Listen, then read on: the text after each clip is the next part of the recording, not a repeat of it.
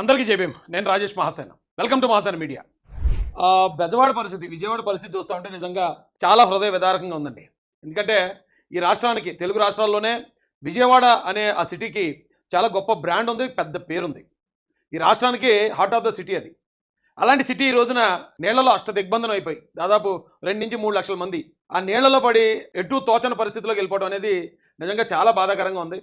ఇది ఒక విజయవాడ ఒకటే కాదు, తెలంగాణలో చాలా ప్రాంతాలు అలాగే జల దిగ్బంధంలో ఇరుక్కున్న పరిస్థితి. తొందరగా ఈ సమస్య నుంచి పరిష్కారాలు తీసుకురావడానికి ప్రభుత్వాలు చొరవ తీసుకుంటున్నాయి, కష్టపడి పనిచేస్తున్నాయి. దీనికి దైవ సహాయం కూడా తోడై తొందరగా వాళ్ళ జీవన స్రవంతి త్వరగా మెరుగుపడాలని హృదయపూర్వకంగా దేవుని కోరుకుంటూ ఈరోజు ముందుకెళ్దామండి. పని చేసేవాడికి పనికిమాలినోడికి తేడా ఇదే. పనికిమాలినోడు అంటే తిట్టు కాదండి, పని చేయనోడు అని అర్థం, పని చేతగానోడు అని అర్థం. వాళ్ళు పనికిమాలినోడు అంటారు. వీళ్ళిద్దరికీ తేడా ఏంటి అనేది ఒకసారి మనం మాట్లాడదామండి. అంతకన్నా ముందు ఒకసారి మనం ఈరోజు న్యూస్ పేపర్లో సిచ్యువేషన్ ఏంటో ఒకసారి చూద్దాం. నిజంగా జల దిగ్బంధం చూస్తే మనం అనుకుంటామండి, తుఫాన్ వస్తే అలా ఉంటుంది ఇలా ఉంటుంది. తుఫాన్ వచ్చినప్పుడు పెద్ద పెద్ద గాలులు వస్తాయి, లేదా పెద్ద వర్షం కురుస్తుంది, లోపలికంతా వాటర్ వచ్చేస్తుంది. ఇవన్నీ చాలామందికి తెలుస్తాయి. అలా ఉంటుంది ఎలా ఉంటుందని బయట నుంచి చెప్పడం వేరే. కానీ అందులో చిక్కుకున్న వాళ్ళ పరిస్థితి చాలా దారుణంగా ఉంటుందండి.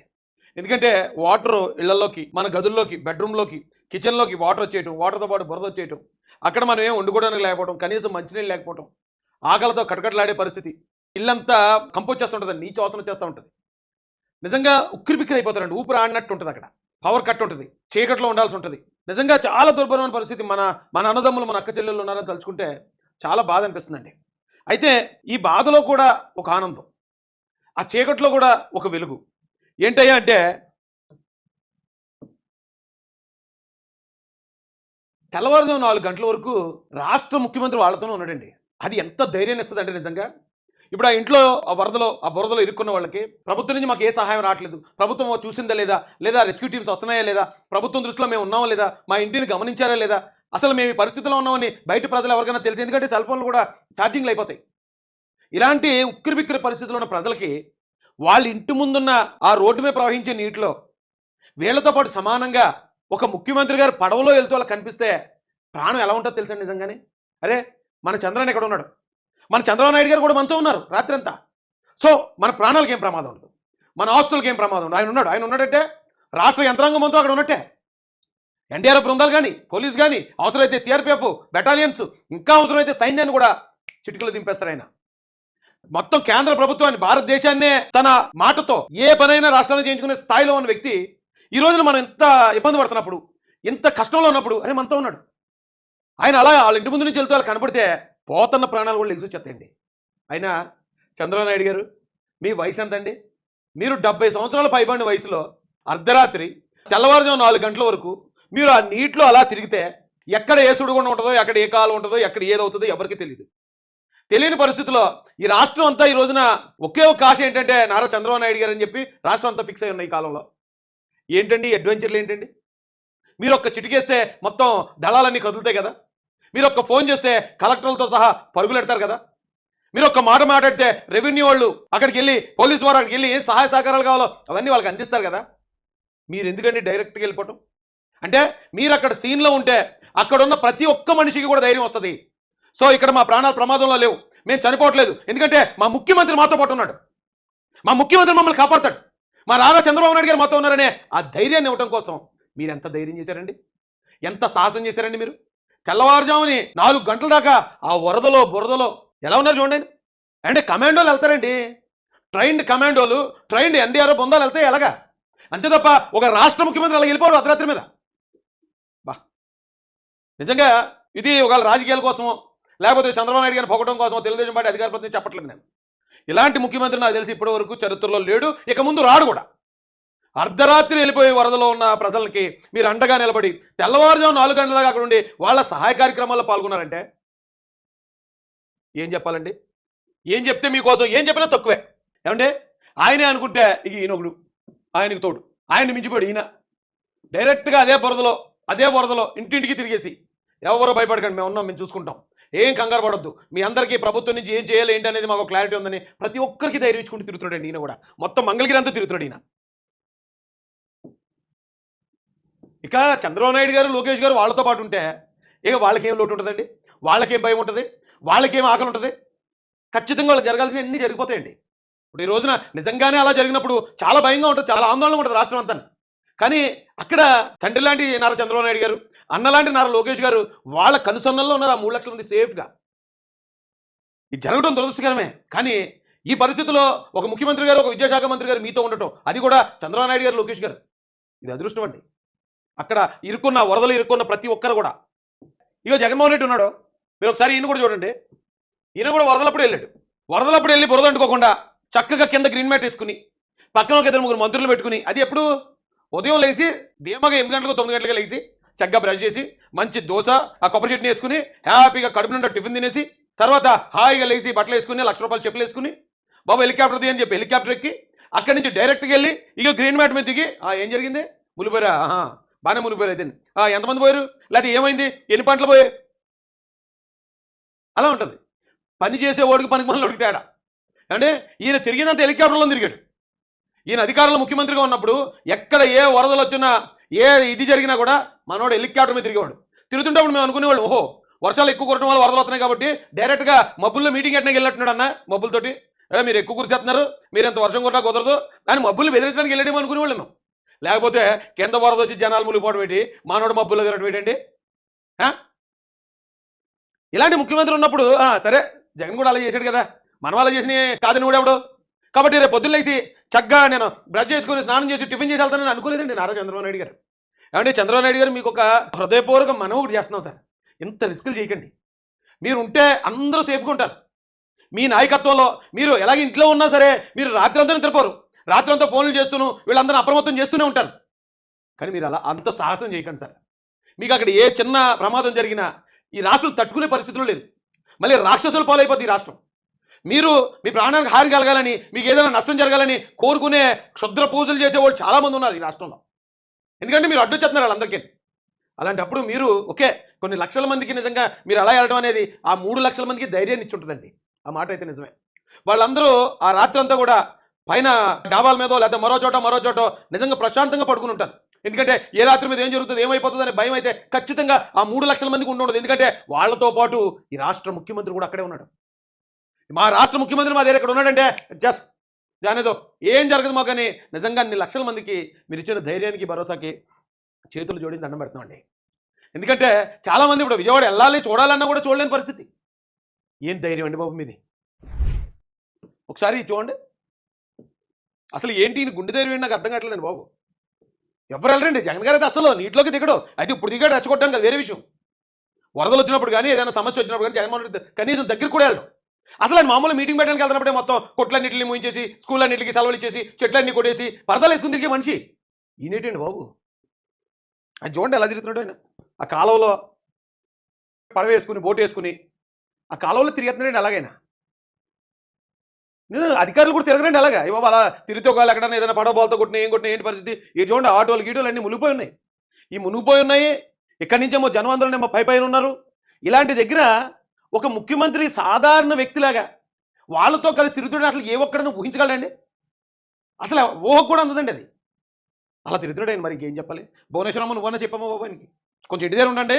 ఇంటి దగ్గర మీరు ఫోన్ చేస్తే పరిగెట్టే వాళ్ళు ఉన్నారు కదా, మీరు ముఖ్యమంత్రి కదా, కొంచెం ఇంటి దగ్గర నుంచి మేము మానిటర్ చేయండి. మీరు వెళ్ళొద్దు, మీరు వెళ్తే రాష్ట్రం మీ మీద ఆధారపడి ఉందని ఒక్క మాట చెప్పండి అమ్మా ఆయనకి. ఇలాగ మరి ఇంత సాహసం చేయడం అనేది ఓకే. అప్పుడు గతంలో కూడా మనం అనుకున్నప్పుడు అలిపిరిలో అంత బాంబులాజ్ జరిగినప్పుడు ఆయన ఎవరు ఆపలేపారు. ఇప్పుడు మాత్రం భువనేశ్వరమ్మ గారు ఏం ఆపగలుగుతారండి. చూడండి ఎలా తిరుగుతున్నారు, ఎలా మాట్లాడుతున్నారు, ఎలా వెళ్తున్నారు చూడండి. ఇది ఈరోజు ఉదయం అంటే తెల్లవారాక. నిన్న రాత్రి అంతా ఇదే పరిస్థితులు ఉన్నాడండి ఆయన. నిన్న రాత్రి అంతా కూడా ఇదిగో జనాల్లో. ఇంకా జనాలకి ఏం భయం ఉంటుందండి. ముఖ్యమంత్రి డైరెక్ట్గా ముఖ్యమంత్రి నడిచి వచ్చి వాళ్ళతో పాటు ఉంటేనే, వాళ్ళతో పాటు అక్కడే ఉంటే ఇక ప్రజలకు ఏం భయం ఆందోళనలు ఉంటాయి. ఏం మనిషిని బాబు నాకు అర్థం కావట్లేదు చంద్రబాబు నాయుడు గారు. ఉండొచ్చండి, ప్రజల మీద ప్రేమ ఉండొచ్చు. ఆ బాధ్యత అంటే ముఖ్యమంత్రి అనే పదవి మీద ఉన్న బాధ్యత ఎంత బాధ్యత అనేది అందరికీ తెలుసు. నారా చంద్రబాబు నాయుడు గారు ఎంత రెస్పాన్సిబిలిటీతో ఉంటారో, ఆయనకి ఎంత అకౌంటబిలిటీ ఉంటుందో అందరికీ తెలుసు. ఇప్పుడు వరదలు వచ్చాయని తెలిసింది ఆయనకి, ఫోన్ వచ్చింది వరదలు వచ్చాయని. వెంటనే ఆ కలెక్టర్ గారికి, ఆ చుట్టుపక్కల కలెక్టర్లకి, ఎన్టీఆర్ బొందాలకి, బాబు అర్జెంట్గా వెళ్ళండి మీరు చెల్లి వాళ్ళకి సహాయ కార్యక్రమాలు చూడండి చేసేస్తారు. మరుసటి రోజులు వేసి మామూలుగా ఉదయం 8 గంటలకు 10 గంటలకు సర్దా వచ్చి అయినా సార్ అలా హెలికాప్టర్ రౌండ్ వేసి మొత్తం అంతా నేను ఏరియల్ సర్వే చేసేసాను, అగో ఆయన డైరెక్ట్గా అక్కడి నుంచి ఏమన్నా పులిహార పొట్లాలు కట్టబడి చేసి ఇగో నేను వీళ్ళందరికీ పనిచేశాను అని చెప్పేసి వెళ్ళిపోవచ్చండి. కానీ రాత్రి ఇలా వరదలు వచ్చాయని తెలిసిన నేను అక్కడికి వెళ్ళిపోయి అక్కడే ఉండి అక్కడే మొత్తం గల్లీల్లో ఈ బోట్లు వేసుకుని తిరిగేసి ప్రజలందరికీ సహాయ సహకారాలు అందుతున్నాయి లేదు చూసి, అయ్యి బాబోయ్ ఇదంతా చూశాడు రాత్రి జగన్మోహన్ రెడ్డి. చూసి అమ్మ చంద్రబాబు నాయుడు గారు ఎంత దారుణంగా వెళ్ళిపోయారు, అసలు భయం లేకుండా అలా తిరిగేస్తాడేంటి ఇదేంటి, నేను చూస్తేనేమో మంగళవారం ఉన్నట్టు నేనేమో అలా హెలికాప్టర్ మీద అలాగే ఇలా తిరుగున్నాను నేను. అబ్బాయి కుదరదు, అయితే మనం కూడా పొద్దున్న వెళ్ళిపోవాలి, మనం కూడా నీటిలో దిగాలి, మనం కూడా వెళ్ళి అందరినీ ఓదార్ చేయాలి. మన వెళ్ళి రచ్చగొట్టేయాలి. ఏమైనా వచ్చారా, ఎవరైనా వచ్చారా, చంద్రబాబు నాయుడు గారు చూడండి మిమ్మల్ని ఎలా వదిలేశారో, ఎలా మీరు ఎలా మునిగిపోయారో, ఎలా ఇది చేశారో అని మనం వెళ్ళి రచ్చగొట్టేద్దాం అనుకుని వెళ్ళాడు. వెళ్తే ఏమో ఇప్పుడు తెల్లారిందా జగన్ నీకు, చంద్రబాబు నాయుడు గారు రాత్రి నుంచి మాతోనే ఉన్నారు. వరద బాధితులు మేమే కాదు, నారా చంద్రబాబు నాయుడు గారు కూడా వరద బాధితుడే. ఆయన వరదలోనే ఉన్నాడు, ఆయన బురదలోనే ఉన్నాడు, ఆయన మా కష్టాన్ని కూడా పంచుకున్నాడు అని జగన్మోహన్ రెడ్డికి లెఫ్ట్ అండ్ రైట్ ఇచ్చారటండి. ఎందుకంటే ఎవరైనా ముఖ్యమంత్రి అంటే సహాయం చేయడానికి వెళ్తాడు తప్ప కష్టాన్ని పంచుకోనికి వెళ్ళండి. నిన్న నారా చంద్రబాబు నాయుడు గారు ఆ వరద బాధితుల కష్టాన్ని కూడా పంచుకున్నారు. చాలామంది డాబాల మీదకి ఎక్కి హ్యాపీగా నిద్రపోయి ఉంటారు, చాలామంది పడుకుని ఉంటారు. ఓకే చంద్రబాబు నాయుడు గారు మొత్తం అంతా ఆయన చూసుకుంటారు, వీఆర్ ఇన్ సేఫ్ హ్యాండ్స్ అని పడుకుని ఉంటారు. కానీ ఈయన పడుకోలేదు, నైట్ అంతా ఈయన పడుకోలేదు.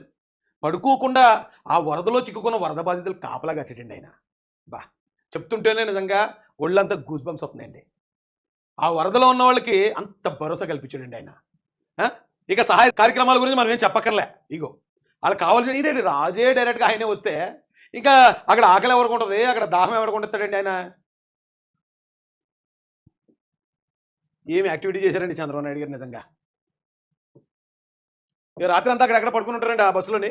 మళ్ళీ పొద్దున్నే తెల్లారిందో లేదో లేచి బయలుదేరిపోయాడు. మళ్ళీ బాబోయ్ ఇలా అయితే చాలా కష్టం అండి. భువనేశ్వరమ్మ మీరు చెప్పాలి, ఈయనకి చాలా ప్రమాదం. నాకు తెలిసి ఇది కూడా నైట్ అయి ఉంటుందండి, నైటే మీటింగ్లు, అధికారులందరినీ పిలిచేసి మినిస్టర్లతో సహాయ కార్యక్రమాల గురించి నైట్ అంతా. అయ్యి బాబోయ్ ఎంత అదృష్టం ఉండాలండి ఇలాంటి ముఖ్యమంత్రి దొరకాలంటేనే. అయితే ఎవరు ఎలా పోయినా సరే, ఎవరు ఎలాగైనా పోనివ్వండి, జగన్ రెడ్డికి కావాల్సింది ఏంటంటే చంద్రబాబు నాయుడు గారిని గవర్నమెంట్ని టార్గెట్ చేయాలి.